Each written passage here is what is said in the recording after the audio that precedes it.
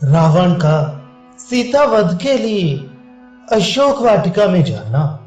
तब अत्यंत कुपित हुआ राक्षस राज रावण युद्ध में राक्षसों को स्थापित करने की इच्छा से उनके बीच में खड़ा होकर बोला, निशाचर, मैंने सहस्त्रों वर्षों तक कठोर तपस्या करके विभिन्न तपस्याओं की समाप्ति पर स्वयंभू ब्रह्मा जी को संतुष्ट किया है। उस तपस्या के फल से और ब्रह्मा जी की कृपा से मुझे देवताओं और असुरों की ओर से कभी भय नहीं है। मेरे पास ब्रह्मा जी का दिया हुआ कवच है जो सूर्य के समान दमकता रहता है। देवताओं और असुरों के साथ घटित हुए मेरे संग्राम के अवसरों पर वह वज्र के प्रहार से भी टूट नहीं सका है। इसलिए यदि आज मैं युद्ध के लिए तैयार हो रथ पर बैठकर रणभूमि में खड़ा हूं तो कौन मेरा सामना कर सकता है? साक्षात इंद्र ही क्यों ना हो, वह भी मुझसे युद्ध करने का साहस नहीं कर सकता।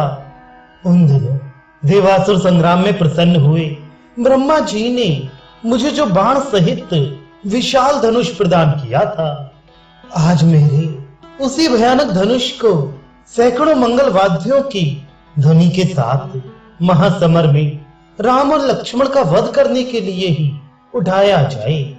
पुत्र के वध से संतप्त हो क्रोध के वशीभूत हुए क्रूर रावण ने अपनी बुद्धि से सोच विचार कर सीता को मार डालने का ही निश्चय किया।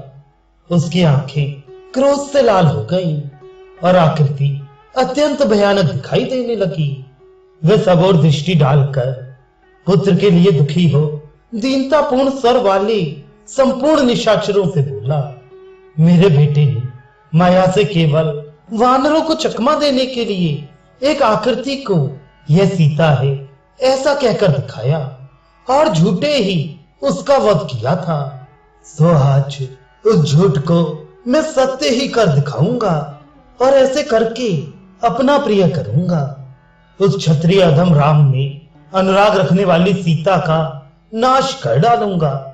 मंत्रियों से ऐसा कहकर उसने शीघ्र ही तलवार हाथ में ले ली जो खड्गोचित गुणों से युक्त और आकाश के समान निर्मल कांति वाली थी। उसे म्यान से निकालकर पत्नी और मंत्रियों से घिरा हुआ रावण बड़े वेग से आगे बढ़ा। पुत्र के शोक से उसकी चेतना अत्यंत आकुल हो रही थी। वह अत्यंत कुपित हो तलवार लेकर सहसा उस स्थान पर जा पहुंचा जहां मिथिलेश कुमारी सीता मौजूद थी।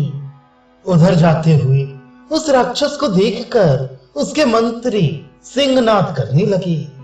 वे रावण को रोष से भरा देख एक दूसरे का आलिंगन करके बोले।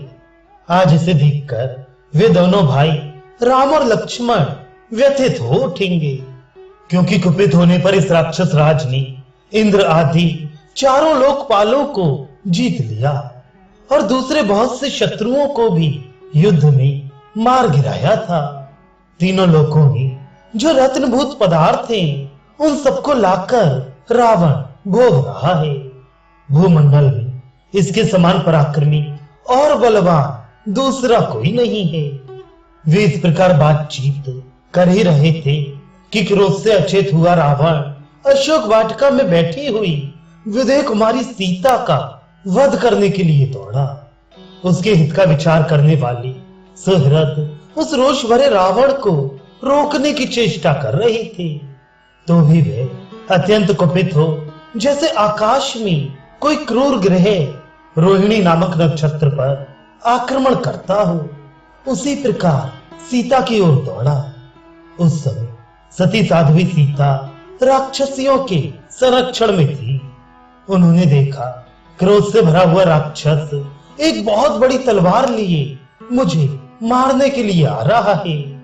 यद्यपि उसके सुहृद उसे बारंबार रोक रहे हैं, तो भी वह लौट नहीं रहा है। इस तरह तलवार ले रावण को आते देख जनक नंदिनी के मन में बड़ी व्यथा हुई। सीता दुख में डूब गई और विलाप करती हुई इस प्रकार बोली, ये दुर्बुद्धि राक्षस जिस तरह कुपित हो स्वयं मेरी ओर दौड़ा आ रहा है। इससे जान पड़ता है ये सनाथा होने पर भी मुझे अनाथा की भांति मार डालेगा। मैं अपने पति में अनुराग रखती हूँ, तो भी इसने अनेक बार प्रेरित किया कि तुम मेरी भार्या बन जाओ। उस समय निश्चय ही मैंने इसे ठुकरा दिया था। मेरे इस तरह ठुकराने पर निश्चय ही ये निराश हो क्रोध और मोह के वशीभूत हो गया है और अवश्य ही मुझे मार डालने के लिए उद्यत है। अथवा इस नीच ने आज सम्रांगण में मेरे ही कारण दोनों भाई पुरुष सिंह श्री राम और लक्ष्मण को मार गिराया है, क्योंकि इस समय मैंने राक्षसों का बड़ा भयंकर सिंहनाद सुना है। हर्ष से भरे हुए बहुत से निशाचर अपने प्रियजनों को पुकार रहे थे। अहो, यदि मेरे कारण इन राजकुमारों का विनाश हुआ तो मेरे जीवन को धिक्कार है।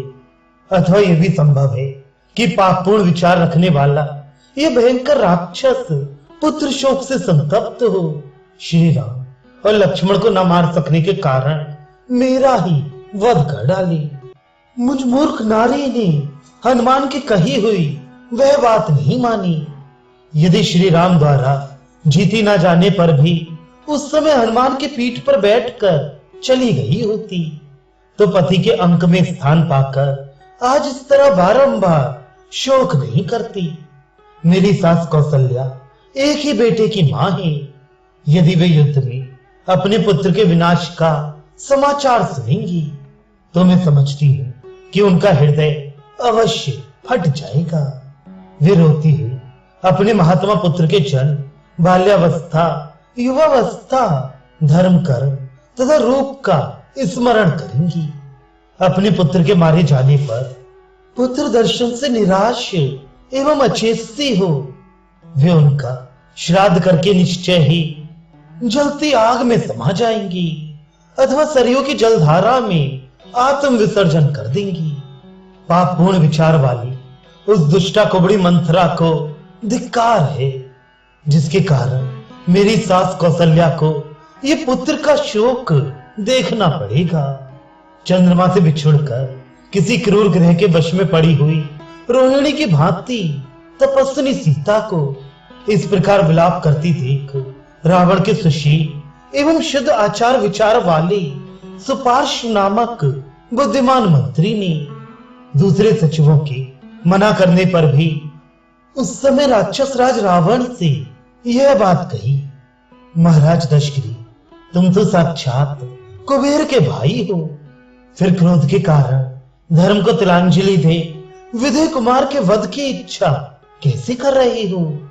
वीर राक्षस राज, तुम विधि पूर्वक ब्रह्मचर्य का पालन करते हुए वेद विद्या का अध्ययन पूरा करके गुरुकुल से स्नातक होकर निकले थे और तब से सदा अपने कर्तव्य के पालन में लगे रहे, तो भी आज अपने हाथ से एक स्त्री का वध करना तुम कैसे ठीक समझते हो? पृथ्वीनाथ, इस मिथिलेश कुमारी के दिव्य रूप की ओर देखो, देखकर इस पर दया करो और युद्ध में हम लोगों के साथ चलकर राम पर ही अपना क्रोध करो। आज कृष्ण पक्ष की चतुर्दशी है, अतः आज ही युद्ध की तैयारी करके कल अमावस्या के दिन सेना के साथ विजय के लिए प्रस्थान करो। तुम शूरवीर, बुद्धिमान और रथी वीर हो, एक श्रेष्ठ रथ पर आरूढ़ हो, खड्ग हाथ में लेकर युद्ध करो। दशरथ नंदन राम का वध करके तुम मिथिलेश कुमारी सीता को प्राप्त कर लोगी। मित्र के कहे हुए उस उत्तम धर्मानुकूल वचन को स्वीकार करके बलवान दुरात्मा रावण महल में लौट गया और वहां से फिर अपने सुहृदों के साथ उसने राजसभा में प्रवेश किया।